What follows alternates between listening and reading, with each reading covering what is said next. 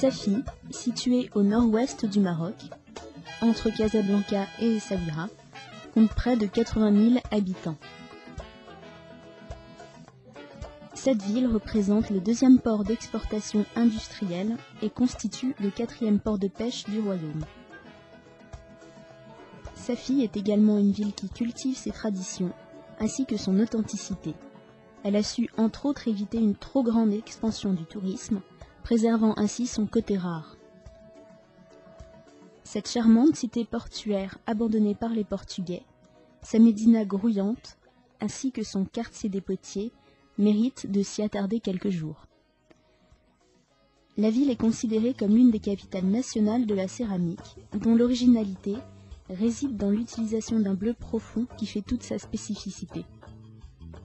La Quechla, ancienne forteresse portugaise, contient un musée en son sein où on peut découvrir toutes sortes de productions safiotes.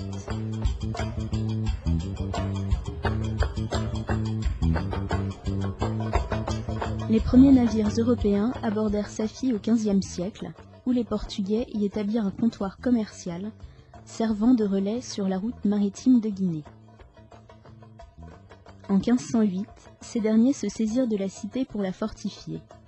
Ils y restèrent environ une cinquantaine d'années avant de partir. À la fin du XVIe siècle, Safi s'ouvrit de nouveau au commerce européen et ce fut ensuite au tour de la France d'y exercer un rôle important.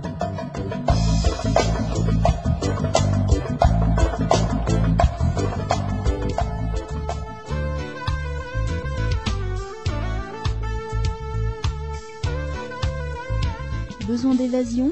Arrêtez-vous donc un moment à Sidi Boujid afin d'admirer le panorama en dégustant un thé à la menthe avant de vous promener sur la plage.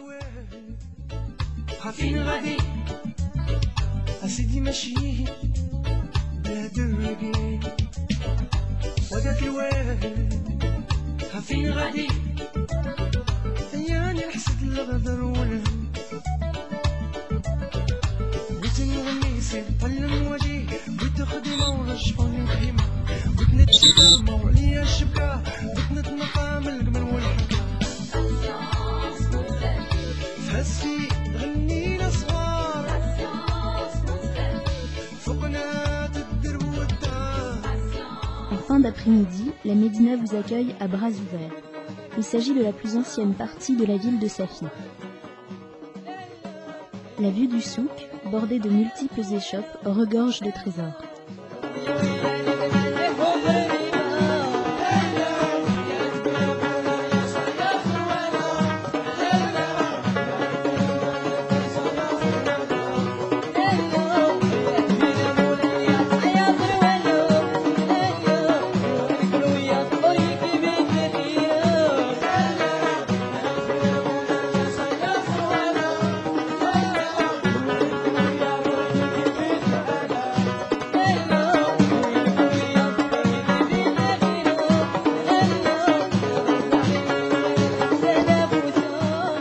En arrivant à Beb Chebba, on y voit la porte du vallon s'ouvrir sur la colline des Potiers.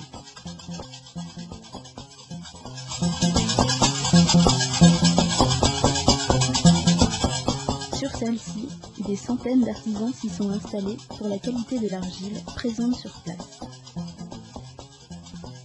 Ces accueillants potiers se feront toujours un plaisir de vous faire visiter leurs ateliers de fabrication.